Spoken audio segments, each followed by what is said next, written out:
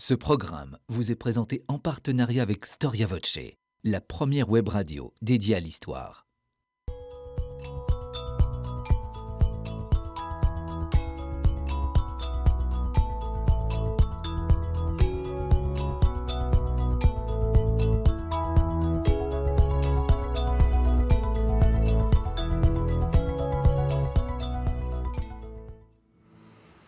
Chers téléspectateurs, bonjour, je suis très heureux de vous retrouver sur votre plateau de l'émission Au risque de l'histoire. Alors l'un est saint, l'autre est représenté emprisonnant ses ennemis dans des cages. L'un part en croisade à 2 reprises, l'autre se contentera de l'évoquer en souhaitant même se débarrasser de quelques seigneurs turbulents dont l'arrogance se calmerait en face des Turcs. L'un est une figure de cathédrale et un exemple pour des générations royales, l'autre préfigure l'absolutisme de Louis XIV. L'un, enfin, était aimé de ses sujets, l'autre semble bien avoir été profondément détesté.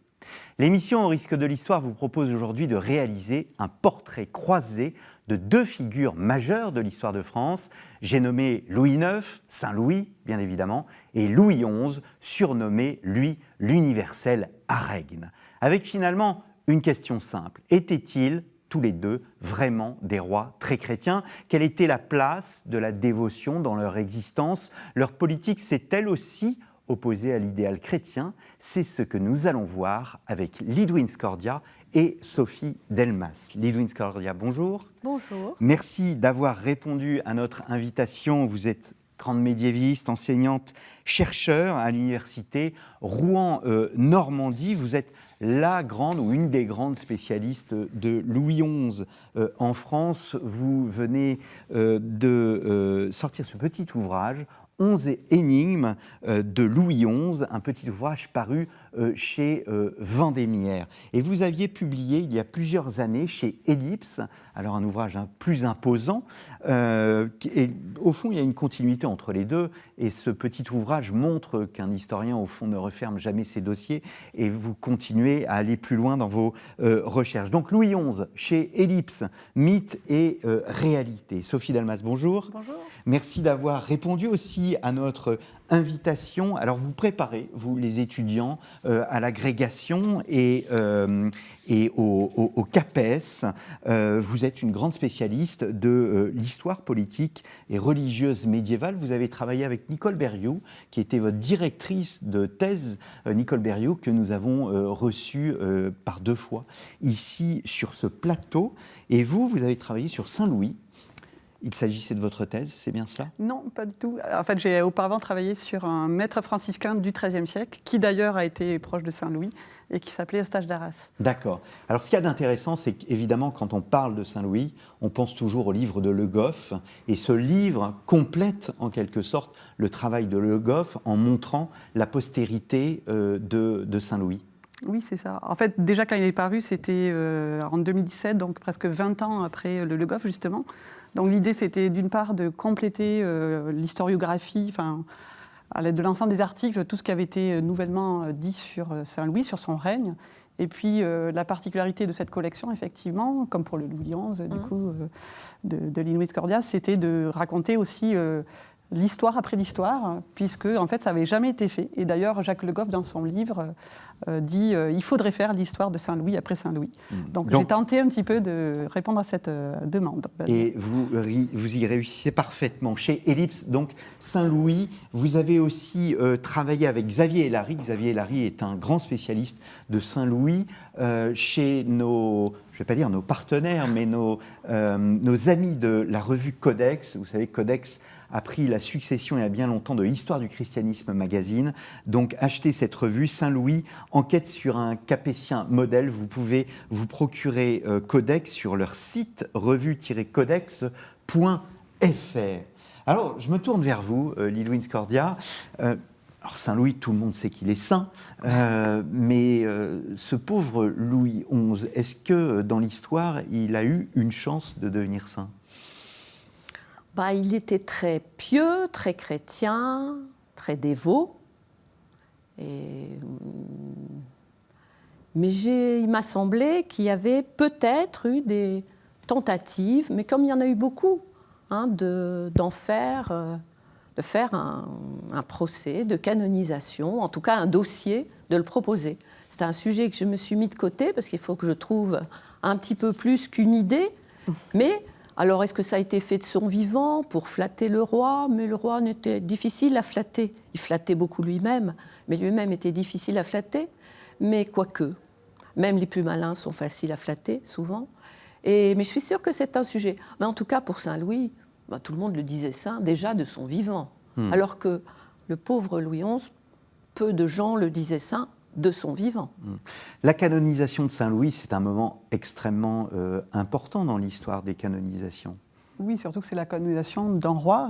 Et effectivement, donc, c'est une canonisation qui va rejaillir sur la dynastie capétienne. Ah ouais.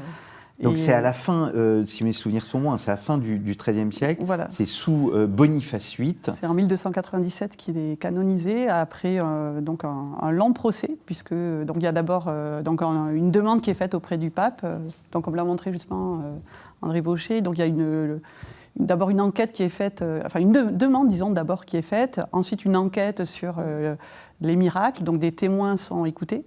Souvent, je fais la comparaison avec mes étudiants avec une sorte d'enquête policière, en fait, où donc il y a une enquête qui est lancée, on va faire venir des témoins qu'on va écouter. Donc il y a à peu près 300 témoins qui sont écoutés.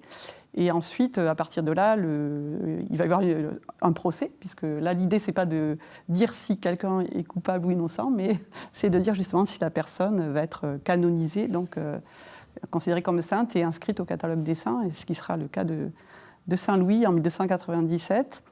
Alors le seul petit point un peu contrariant pour l'historien, c'est qu'on n'a pas conservé ce procès. On a des témoignages ultérieurs, mais il y avait 2 textes. Donc il y en a un qui a probablement brûlé parce qu'il était conservé au Grand Couvent des Cordeliers à Paris, celui dont il y a le réfectoire encore aujourd'hui. Et l'autre, on a perdu sa trace. Il est parti à Avignon et on a perdu le document. Donc ce qui fait qu'aujourd'hui, on ne connaît le procès que par des études postérieures, voilà, exactement. Alors, on se doute, je vais commencer par le commencement, on se doute que l'éducation a un rôle particulier dans la vocation religieuse, parce qu'il y a peut-être une vocation religieuse dont on va parler, du jeune prince à l'époque médiévale. Quelle était cette éducation religieuse ? Alors, les princes, les fils et filles de rois suivent une éducation. Alors, ce n'est pas la même éducation, parce qu'on distingue les filles et les garçons.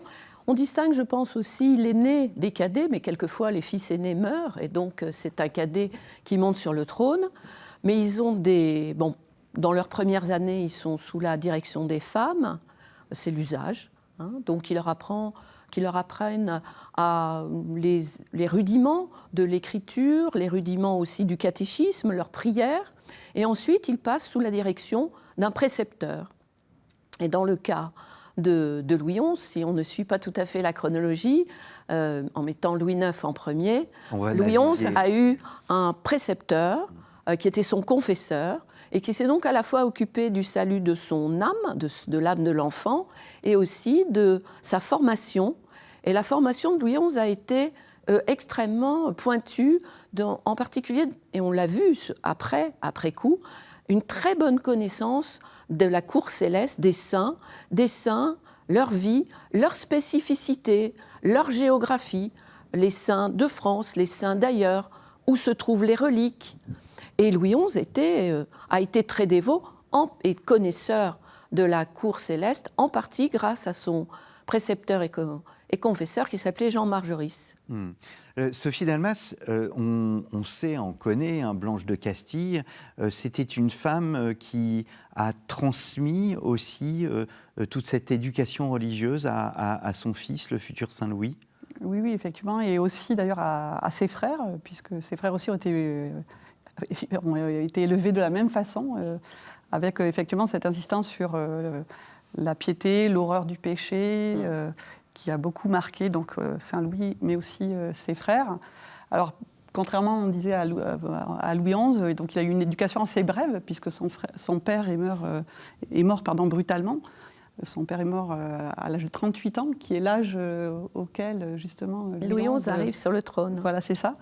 Donc, Louis IX, lui, donc, a 12 ans quand son père meurt, et de suite, il va se retrouver plongé dans, justement, alors, ce qu'on appelle une régence, avec des barons qui contestent son autorité, qui contestent aussi Blanche de Castille, qui, à leurs yeux, a plusieurs défauts. Elle est étrangère, elle est dépensière. Enfin, voilà. Est-ce qu'elle était autoritaire? Dans la rubrique vrai ou faux de la revue Codex, voilà, la mère de Saint-Louis, Blanche de Castille, fut-elle autoritaire? Vous répondez par vrai et faux. Oui, vrai et faux, parce que c'est vrai que par moments, elle s'est imposée dans la vie même intime de Louis IX, notamment dans sa relation avec son épouse. Mais par moments, donc, Louis IX lui-même, entre guillemets, on peut dire, la remettait à sa place. C'est-à-dire que, certes, elle avait une autorité, mais il y avait des limites à cette autorité dans sa relation avec son fils. Est-ce que, vous parliez d'un précepteur, quel est le rôle dans l'entourage royal? On sait que dans l'entourage royal, il y avait des clercs, il y avait des religieux. Est-ce qu'ils jouent un rôle dans l'éducation du prince? Ce sont les religieux au sens, enfin les clercs au sens de ceux qui sont savants ou de ceux qui font partie du clergé, font naturellement partie de l'entourage du prince. D'abord parce qu'ils sont des conseillers. Comme ils sont savants, comme ils sont formés, ils sont passés par l'université, eh bien ils sont dévoués au conseil du prince. Un prince, qui soit jeune ou qui soit le roi, doit être conseillé. Lui-même n'a pas à tout savoir. Ça, c'est un point intéressant, d'ailleurs, à propos de ce préceptorat. L'idée n'est pas de remplir l'esprit ou la mémoire d'un jeune prince, c'est de le former sa conscience, pour distinguer, pour discerner le bon, le mauvais, et savoir choisir de bons conseillers. Il n'a pas à être savant. Et d'ailleurs, je dirais, on a une certaine méfiance pour le prince qui est savant, parce qu'un prince savant aura tendance à ne pas écouter les conseils. Et c'est un peu le problème de Louis XI, qui est très intelligent, n'est pas forcément très savant, il est très intelligent, très rapide, et donc il n'a peut-être moins besoin qu'un autre de conseils. Il va plus vite que tout le monde. Et notre Saint-Louis, il était, lui, plutôt savant ou simplement pieux? On va revenir sur sa dévotion, mais cet aspect de discernement était essentiel chez lui? En fait, en réalité, c'est assez surprenant. On sait peu de choses sur sa formation. On ne connaît même pas le nom de son précepteur. Donc, on a une certaine ignorance sur l'enfance de Louis IX, aussi paradoxal que ça puisse paraître. Et ce n'est qu'après qu'effectivement, sa piété, sa dévotion apparaît, puisque par exemple, très tôt, d'ailleurs à la demande de son père, donc Louis VIII, il va par exemple fonder Royaumont. Donc c'est... Voilà, donc on a moins de connaissances. Après, c'est plus tard dans sa vie qu'on a des informations sur son intérêt pour l'université, pour des prédicateurs qu'il fait venir à la cour. Pour des sujets aussi. Hein. Il aime les discussions. Voilà, il aime assister à des débats. Donc il y a, selon un petit récit qui a été popularisé sous forme d'exempla. Donc, c'est des petits récits qui apparaissaient dans les sermons au XIIIe siècle. Donc, il y aurait même Thomas d'Aquin qui serait venu à sa table, qui l'aurait invité. Donc, Thomas d'Aquin, au départ, Thomas d'Aquin, qui est un grand maître de l'Université de Paris dans la seconde moitié du XIIIe siècle, est invité donc à la table du roi. Et selon ce petit récit, sans doute légendaire, il refuse. Et puis finalement, son entourage insiste, lui dit non, c'est pas possible, tu peux pas refuser d'être invité par le roi. Donc il vient, mais en fait, il est toujours plongé dans ses pensées. Et c'est au cours du repas que lui vient des idées concernant ses raisonnements. Voilà, donc ce qui montre, donc, même si c'est pas avéré forcément cet épisode-là sur le plan historique, son intérêt pour les débats, les discussions. Il va soutenir aussi l'Université de Paris, Robert de Sorbonne. Donc il a beaucoup de maîtres dans son entourage qui l'invitent. Je parlais d'Eustache d'Arras, que j'ai étudié dans ma thèse, qui n'est pas un des plus connus, mais qui a côtoyé justement Thomas d'Aquin ou le maître franciscain Bonaventure. Ce sont des personnes qui sont venues à la cour prêcher devant Saint-Louis ou devant sa famille comme Eudes Rigaud, pour rejoindre Oui. la Normandie. Oui, Eudes Rigaud, Voilà, bien sûr. Qui est aussi un franciscain. Mais à vous écouter, il a plus une posture d'enseigner que d'enseignant, d'élève que Oui. d'enseignant, de savant Oui, c'est ça. tenant à... Oui. D'ailleurs, à Royaumont, donc les chroniqueurs racontent qu'il aime aller à Royaumont et même s'asseoir parfois par terre pour écouter les discussions qui sont faites à l'intérieur de l'abbaye.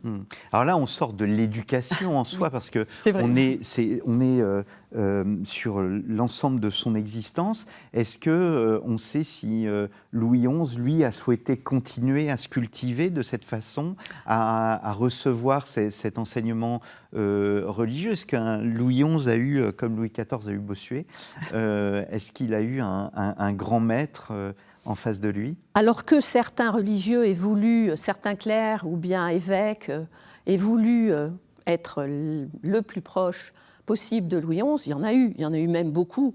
Le problème, c'est que Louis XI est quand même assez indépendant et encore, il faut qu'il ait une estime pour les intelligences, il faut que les gens soient rapides, il faut qu'ils soient aussi relativement obéissants et ça compte. Et ça, c'est plus difficile. Mais Louis XI avait une curiosité. Lorsqu'il a été jeune et en mauvais termes avec son père Charles VII, il était allé se mettre sous la protection du duc de Bourgogne et il avait assisté à des cours à Louvain. Donc il y a une curiosité, il a noué d'ailleurs des relations qui ont pu être utiles après.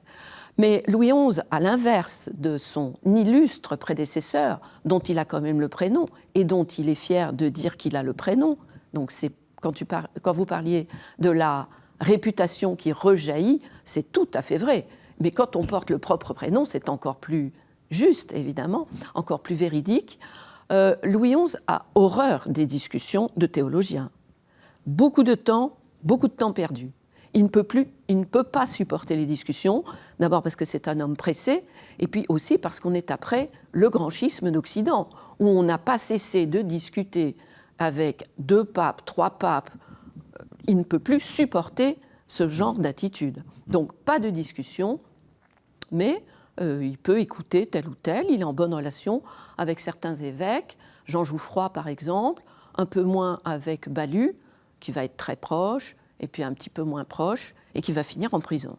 Je renvoie à nos téléspectateurs à l'émission que nous avons enregistrée avec Nicole Berrieux et Bénédicte Serres sur le grand schisme d'Occident. On avance dans le temps. Quelle est la place du sacre dans la liturgie royale ? Le sacre est, là c'est un petit peu... concernant Louis IX, comme tous les rois de France, le sacre est évidemment un moment important puisque c'est le moment où ils deviennent pleinement rois. Mais pour ce qui est du sacre de Louis IX, c'est une étape... comme une autre pour un jeune roi donc, qui monte sur le trône. La particularité du sacre de Louis IX, peut-être, c'est qu'il est moins soutenu par certains grands, notamment par les pairs de France, puisque justement sa mère est dans un... Enfin, ils sont tous les deux d'ailleurs dans un moment difficile, au moment où ils montent sur le trône, après la mort prématurée de Louis VIII. Alors le sacre, d'abord il y a des sacres en France depuis 751, donc c'est vraiment important. C'est un petit peu plus tard que ça a eu lieu à Reims, ça n'a pas toujours eu lieu à Reims, à partir de 816 avec Louis le Pieux, donc le propre fils de Charlemagne. Et Louis XI c'est pareil, il est couronné, il est sacré le 15 août 1461, c'est-à-dire une quinzaine de jours après la mort de son père.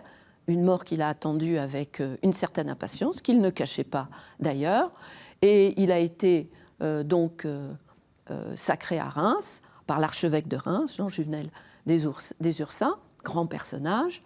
Et il a fait, comme les autres, comme ses prédécesseurs, il a fait un serment au royaume et une promesse à l'Église. Le serment et promesse ne sont pas les mêmes termes. Serment, c'est donc sur des objets saints, des reliques ou bien des livres, une Bible par exemple. Au royaume, c'est la paix, c'est la justice. Et depuis Charles V, qui est donc son ancêtre valois, il doit prêter serment de conserver le domaine qui est inaliénable. Charles V a fait ajouter cette clause au serment au royaume. Et quant à l'Église, eh bien, c'est une promesse de respecter les privilèges de l'Église, privilèges canoniques. C'est en cela qu'il est roi très chrétien? Les rois de France sont très chrétiens. Ils sont très chrétiens parce que Clovis est le premier à avoir été baptisé. Et il a été baptisé sans passer par l'hérésie arienne. Il est passé de païen à chrétien. Et c'est d'ailleurs pour ça qu'on dira plus tard que le roi de France est le fils aîné. Et plus tard encore, au XIXe, on dira la France est la fille aînée de l'Église. Très chrétien, c'est un processus qui se fait assez rapidement. On le dit très chrétien, pour la raison que je viens de dire, et puis après, ça entre dans la titulature. À partir de... On a Charles VI, Charles VII, Louis XI, et à partir de Louis XI, le roi de France est très chrétien dans la titulature, alors qu'avant, c'était dans le corps du texte. On disait le très chrétien, roi de France, Louis, etc. Mais quand on le place très chrétien dans le protocole, c'est vraiment une reconnaissance. Il faut dire que dans la tradition, les rois de France protègent l'Église, protègent les papes, et les papes ont souvent des problèmes à Rome. Est-ce qu'on peut parler d'un... Rex Christianissimus. Est-ce qu'on peut parler quasiment d'une vocation qui fait que cet homme qui est sacré ne sera pas comme les autres, au fond? Ben oui, notamment par le toucher des écrouelles, par exemple. Voilà. Alors, qu'est-ce que le toucher des écrouelles et comment cela s'inscrit dans l'histoire? Alors, les écrouelles, c'est quand même assez mystérieux. D'abord, qu'est-ce que les écrouelles? Les écrouelles, c'est le nom qu'on donne à une maladie qui est une sorte d'infection des ganglions du cou et qu'on appelle des scrofules. Et on pense maintenant que c'est plutôt une tuberculose, une forme de tuberculose, et qui fait des grosseurs, mais très spectaculaires, et qui sont à la fois invalidantes et très graves. Et donc le roi touche les écrouelles. Et c'est-à-dire que depuis qu'il est sacré, il a reçu donc des grâces, et ces grâces qui vont l'aider à gouverner, à vivre saintement, le plus saintement possible, comme tous les chrétiens sont appelés à vivre saintement, il pourra guérir miraculeusement, par conséquent, ces pauvres malades. Et Louis XI, que l'on dit souvent machiavélique, ou en tout cas pré-machiavélique, demande à être confessé, à ce qu'on lui rappelle de se confesser chaque semaine, parce qu'il veut toucher les écrouelles chaque semaine. Donc ce n'est pas simplement au moment du sacre? Absolument. Et là, on retrouve d'ailleurs la même chose pour voilà. Louis IX, qui, et d'ailleurs apparemment, selon les sources que l'on a, c'est à partir de Louis IX que toutes les semaines, donc, voilà. il y a le toucher des écrouelles. Et c'est certainement dans cette tradition-là, puisque Louis XI admire son prédécesseur et copie très souvent les dévotions du saint de la dynastie, que c'est chaque semaine. Et c'est Comines qui le raconte, il dit « et les rois qui ne font pas ça ont tort parce qu'il y a beaucoup de malades ». Et donc le roi s'y prête. Donc c'est une vocation religieuse. On a du mal, je vous présentais tout à l'heure Sophie Delmas en disant que vous étiez spécialiste d'histoire et de religion à l'époque médiévale. L'un et l'autre sont étroitement liés, ce que nous, contemporains, avons du mal à percevoir.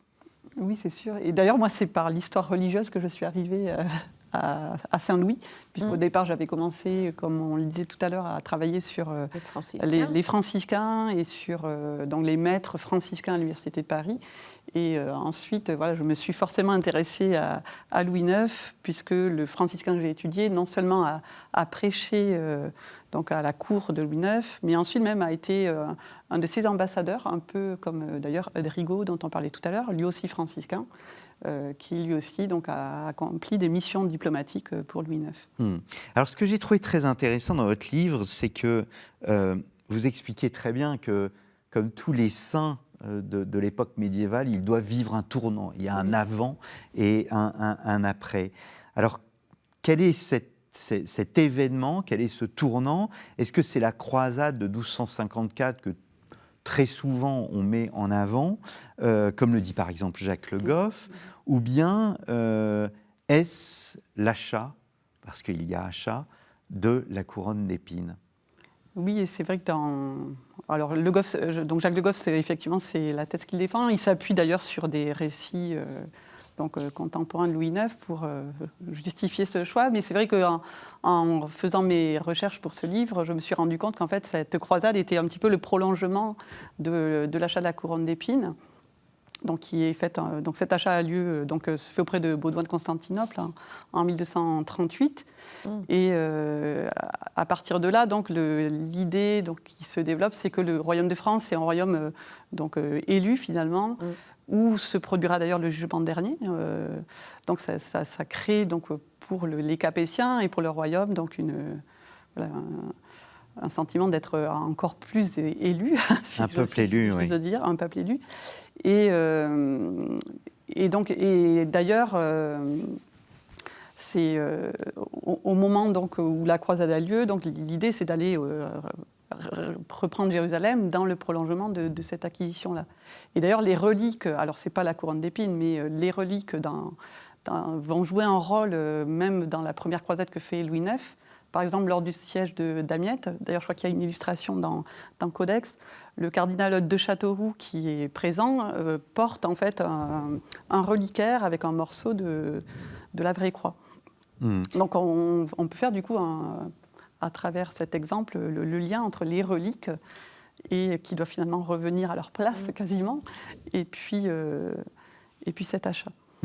La couronne d'épines possède une place particulière dans les reliques de la Passion, au moins sur le fait qu'il y aura la fameuse Sainte-Chapelle et qu'on voudra bâtir un écrin pour cette couronne.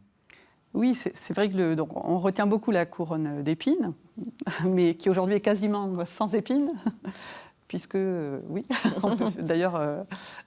je vous laisse terminer, pardon. Parce que bon, voilà, donc je te laisserai, enfin, je vous laisserai en parler après. Effectivement, donc cette couronne d'épines sera placée dans cette chapelle, mais avec d'autres reliques, puisque elle n'est pas la seule à être placée dans cette chapelle. Mais c'est une relique particulière, ne serait-ce que parce qu'elle a été en contact avec le corps du Christ. Donc évidemment, c'est un élément important. Et puis, au moment où la Sainte-Chapelle va être mise en place, des fêtes vont être instituées, notamment 3 fêtes. Et l'une de ces 3 fêtes, par exemple, est instituée spécifiquement pour la couronne d'épines. Et dans toutes les cérémonies qui entourent la Sainte-Chapelle et la mise en place de la couronne d'épines dans ce coffret, finalement, le roi lui-même va jouer un rôle en tant qu'officiant. Donc, il va être partie prenante dans la liturgie autour de la couronne d'épines. Vous utilisez un mot, vous dites la couronne d'épines, c'est la sacralisation du pouvoir. Que signifie cette expression de sacralisation du pouvoir?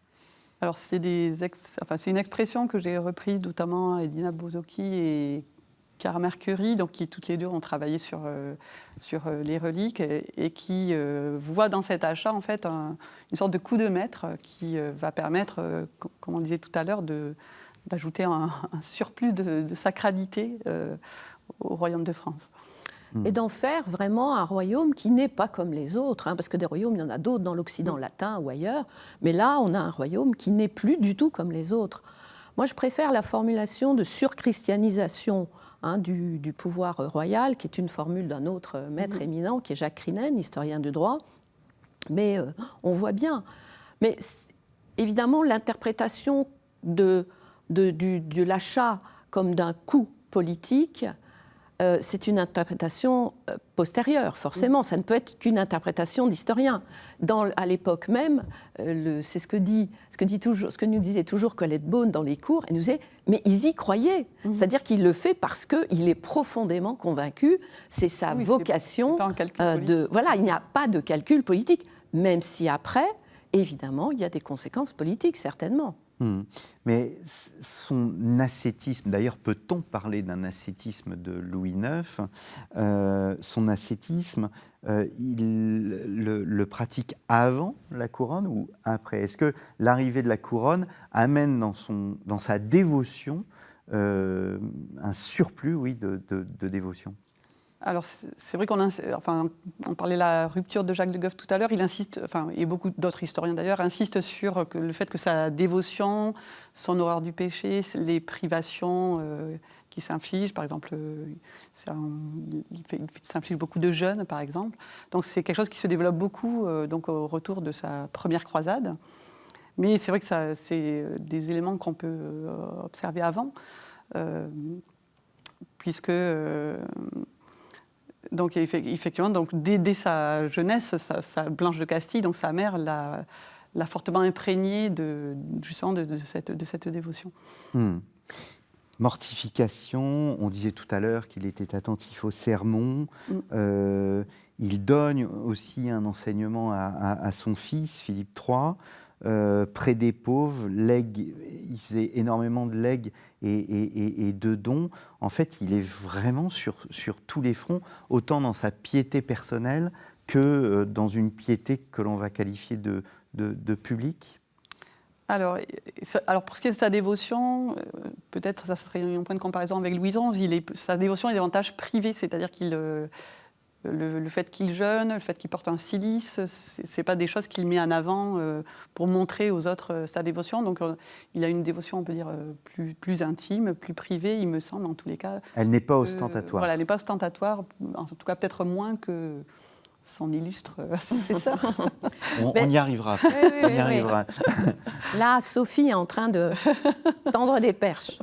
C'est ça. Voilà, donc ça, c'est sa dévotion privée. Elle est faite d'humilité.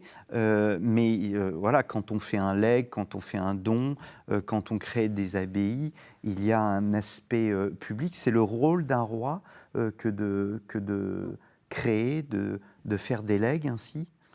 Oui, c'est quelque chose qu'on observe fréquemment, oui. Et c'est vrai qu'on a alors beaucoup d'exemples pour Louis IX, qui a, par exemple, soutenu la fondation de couvents franciscains, puisqu'il est contemporain avec le développement des deux ordres mendiants, franciscains dominicains, qui s'installent à ce moment-là en France.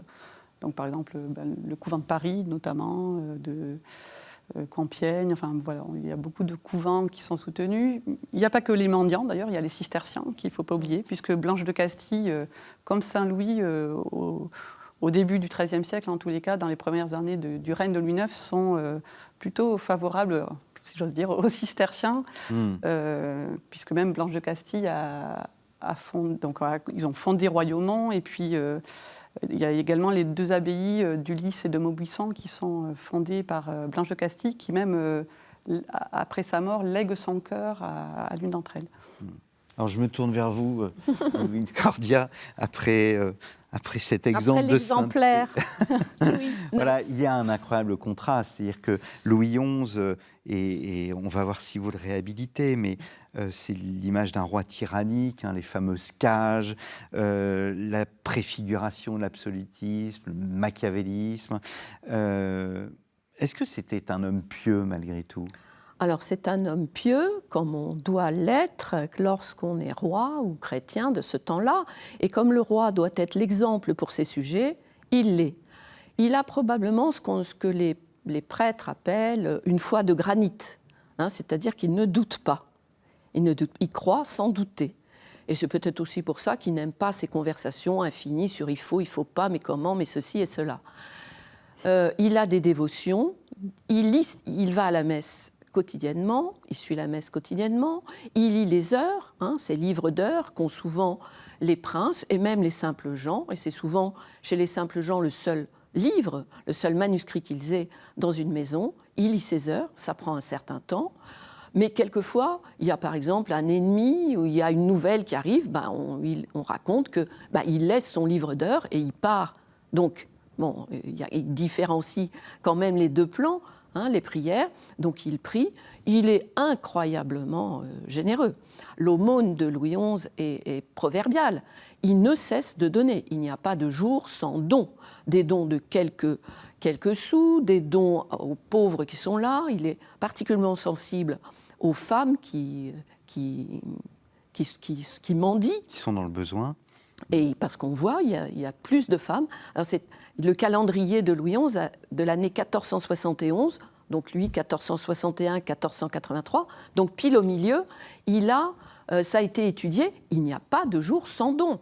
Il passe par une église, il dépose quelques sous sur l'autel. Il voit un mendiant, il lui donne, etc. Bon, donc c'est sans arrêt. Il a aussi des inventions. Il a inventé, par exemple, le pauvre de Saint-Martin de Tours. Un pauvre professionnel qui était habillé aux couleurs du roi, en rouge et en blanc, et qu'on devait mettre à la porte et qui devait inciter les gens de Tours, parce qu'il était plutôt, lorsqu'il était se poser, lui qui était très itinérant, il était plutôt à Tours, au Plessis-les-Tours, eh bien c'était pour inciter les chrétiens à pratiquer les œuvres de miséricorde, donner, vêtir, etc. Et même dans l'acte de création de ce pauvre professionnel, dont a parlé une de nos collègues qui est malheureusement disparue, Priscille Alagiti, eh bien, on dit, et si le pauvre est un gredin, et qu'en fait, il garde tout l'argent pour lui, pour, par exemple, s'enivrer, eh bien, il faudra changer de pauvre et prendre un pauvre qui est sérieux et qui joue son rôle, qui est vraiment pauvre. Alors on se dit, mais pourquoi Louis XI faisait ça ? D'abord parce qu'il fallait aider, lui il aide, il veut que tout le monde aide. Il faisait peut-être ça pour taquiner, je dirais, les gens de Saint-Martin de Tours, qu'il trouvait peut-être un peu arrogants, et donc il leur donnait peut-être une certaine leçon. Donc il donne sans arrêt. Mais c'est vrai qu'à un moment donné, et surtout à la fin de sa vie, les dons vont croissant. Il fonde, il fait entourer des reliques avec des chasses en beau métal précieux. Il fait refaire une barrière pour les reliques de Saint-Martin à Tours. Et moi, je me suis posé la question, comme je m'intéresse aux finances, mais qui paye finalement ? Est-ce que c'est le roi qui paye sur ses deniers ? Ou bien est-ce que ce sont les recettes publiques ? Eh bien, les deux. Les deux, parce que quand le roi demande, par exemple, il fonde une messe, ou il donne quelque chose, eh bien, c'est pour retrouver la santé, par exemple, ou pour que son fils guérisse d'une maladie. Son fils, le futur Charles VIII. Eh bien, il considère que c'est l'intérêt du royaume. Et d'ailleurs, ce n'est pas faux. S'il n'y a pas de roi, le royaume sera en péril, d'autant qu'il a beaucoup d'ennemis. Donc, à un moment donné, la Chambre des comptes, qui fait donc des comptes, trouve que le roi exagère et commence à dire que c'est pas possible, ça prend des proportions trop importantes, ça va déséquilibrer. Vous êtes trop généreux. Voilà. Mais alors, le roi dit, mais moi, je me suis engagé, j'ai fait le vœu de donner à telle ou telle église. Ça m'engage corps et âme. La protection de la veuve et de l'orphelin, ce n'est pas un vain mot chez lui. Non, c'est pas un vain mot, mais je dirais pas qu'il confond, mais il globalise les pauvres gens et le salut du royaume. Donc, à un moment donné, ça finit par représenter des sommes importantes. Et on voit les officiers du roi retarder, dire qu'ils vont payer, mais pas tout de suite. Et à ce moment-là, le roi ne supporte pas, parce que c'est important. Il fait beaucoup de vœux, des vœux mentaux, et ensuite, il faut remplir le vœu. Il avait une grande dévotion pour la Vierge Marie, ce que vous expliquiez. Oui, comme tous, et peut-être lui plus qu'un autre, parce que quand il était jeune, en 42, donc il a même pas 20 ans, il est dauphin, il est sur la Loire, il manque se noyer, et puis il invoque la Vierge, et il ne se noie pas, et donc il fondera Notre-Dame de Béhuard, à côté d'Angers, et alors il favorise toutes les églises qui s'appellent Notre-Dame. Notre-Dame. Mais il y en a combien en France et dans l'Occident ? Et alors, j'ai appris aussi en vous lisant qu'il réforme la prière de l'Angélus. Alors, il la réforme. réforme. C'est absolument incroyable. Parce que il en rajoute. Oui. Il la réforme en rajoutant l'Angélus, donc c'est l'Annonciation, on dit des Je vous salue Marie, donc le matin à 7h et le soir à 19h. Et bien, lui a fait ajouter midi. Et il l'a appelé, on était en 1471, il y avait pas mal d'ennemis, et il l'a appelé l'Angélus de la paix. Donc pour invoquer une fois de plus dans la journée la Vierge, pour sauver le royaume. Alors, il nous reste 15 minutes, 14 minutes pour évoquer le métier de roi, ce qui est une gageure.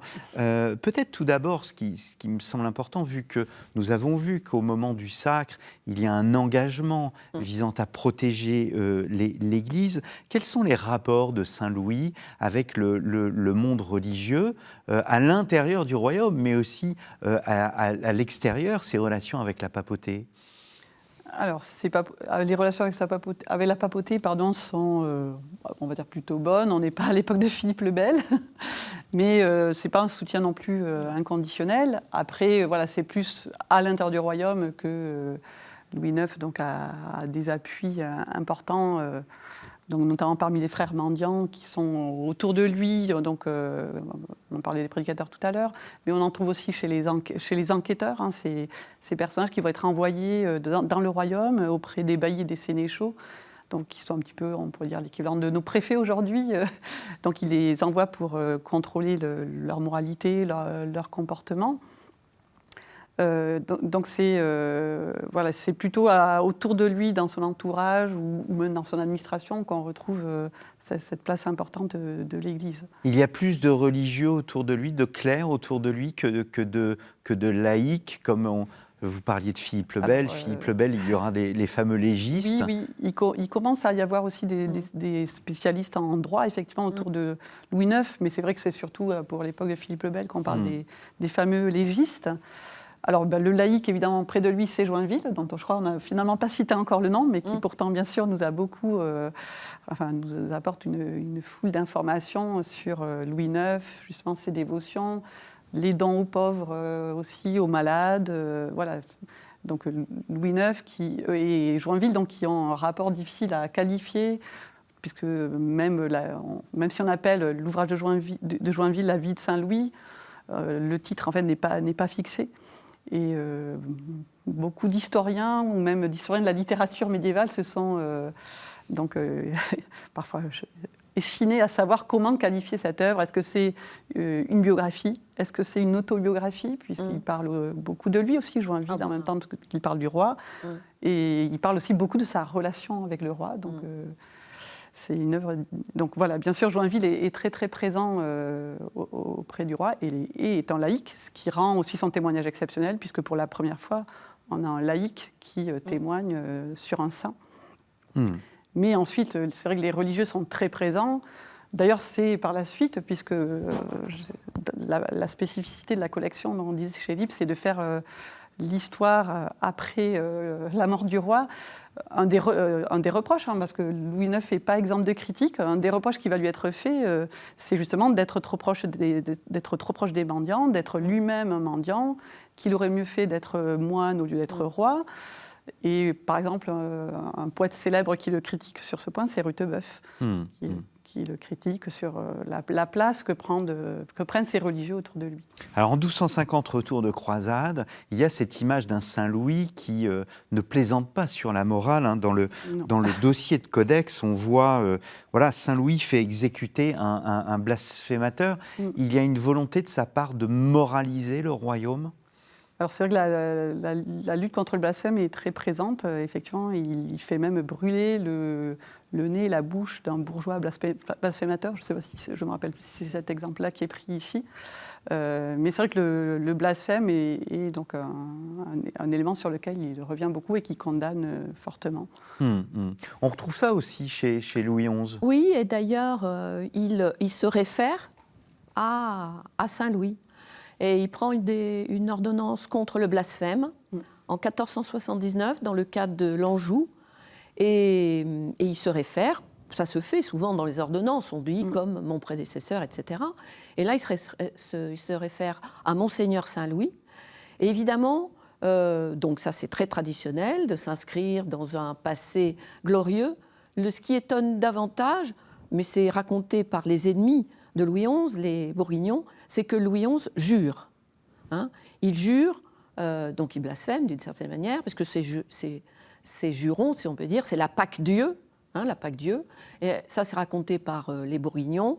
Mais on a aussi les ambassadeurs milanais qui sont plutôt très proche de Louis XI et très admiratif de ce roi qui a l'air italien parce qu'il parle très vite, il parle italien, enfin il est formidable, et surtout il n'intervient pas en Italie.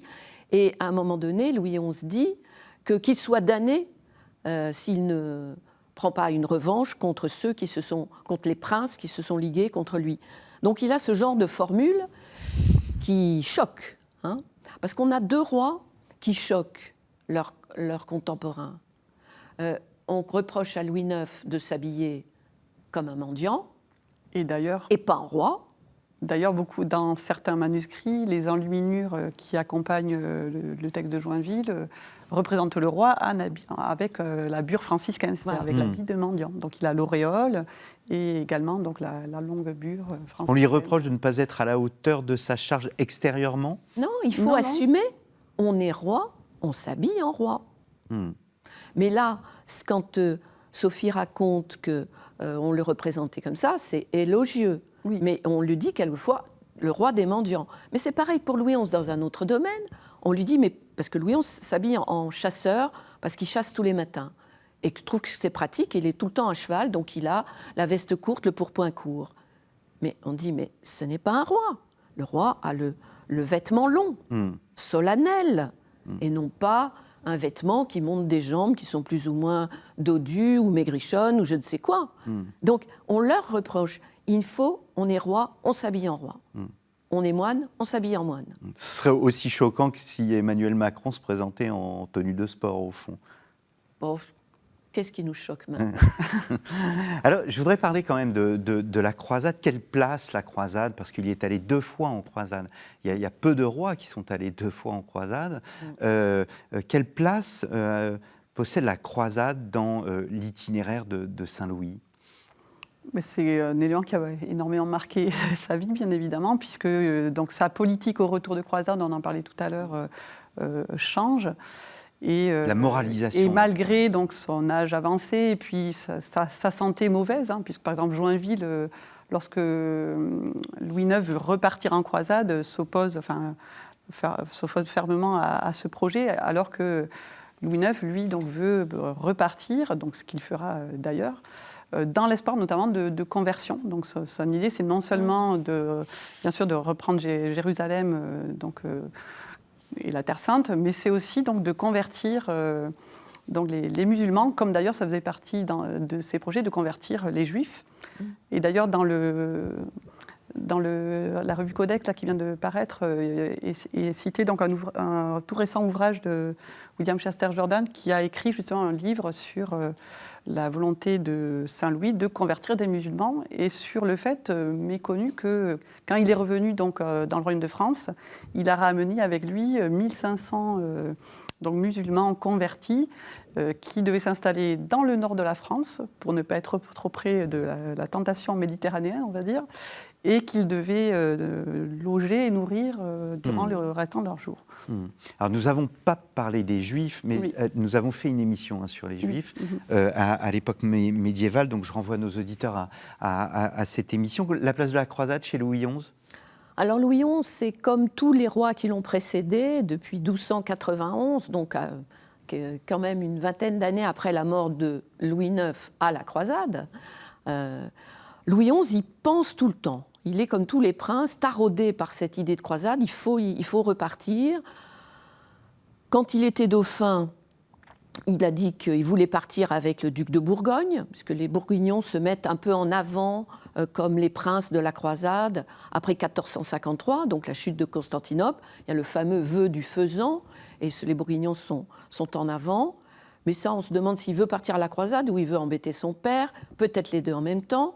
Et puis quand il devient roi, il est, comme tous les princes d'Occident, entouré par ce qu'on pourrait appeler le lobby croisade, c'est-à-dire par des clercs, des évêques, des gens éminents, qui viennent lui dire essayez de pacifier votre royaume, et ensuite vous pourrez partir à la croisade. Parce que c'est finalement ça, la question. Les rois disent, mais je ne peux pas partir à la croisade, je suis en guerre contre mon voisin anglais, mes barons sont... Enfin, bon. Donc, tout le lobby, que ce soit les papes ou des évêques, ou le cardinal Bessarion, disent, faites la paix dans le royaume, et ensuite vous pourrez partir. Et tous les rois disent oui, bien sûr, faisons la paix et puis on partira. Donc Louis XI, il n'y a jamais la paix. La paix ne rebondit jusqu'en 82 et le roi meurt en 83. Mais le roi finance. Il faut dire que c'est une période où on a quand même une très grande avancée des Turcs. Il y a 1453, il y a la prise d'Otrante en Italie, il y a le siège de Rhodes en 80, mais qui est victorieux puisqu'ils résistent, ce sont les chevaliers de l'hôpital qui résistent, grandement financés par le roi de France, qui se réjouit, on fait des tédéums, on se réjouit. Mais il ne part pas. Mais son fils a vécu, le futur Charles VIII, a vécu dans cette atmosphère, il faut partir. Et bien lui, lorsqu'il commence ses guerres d'Italie, on sait qu'un des aspects de la guerre d'Italie, c'est de trouver une nouvelle route pour aller à la croisade, pour reprendre les lieux saints. Et donc il interviendra en Italie, comme on le sait. Nous arrivons peu à peu au terme de cette émission. Peut-être un dernier mot. Vous dites dans votre livre, Lidwin Scordia, la charité de Louis IX avait édifié, celle de Louis XI nous paraît suspecte. À vous entendre, et pour répondre à la question de l'émission des rois vraiment très, très chrétiens, on a envie de dire oui, en tous les cas, il apparaît comme tel, en dépit d'un caractère politique et d'une préfiguration de l'absolutisme louis XIVien. Oui, vous avez tout à fait raison. Ce qui surprend et qui surprenait à l'époque et qui surprend encore les historiens, c'est le contraste entre un roi qui est quand même très autoritaire, sinon tyrannique, et qui est en même temps très pieux, comme si ce n'était pas possible.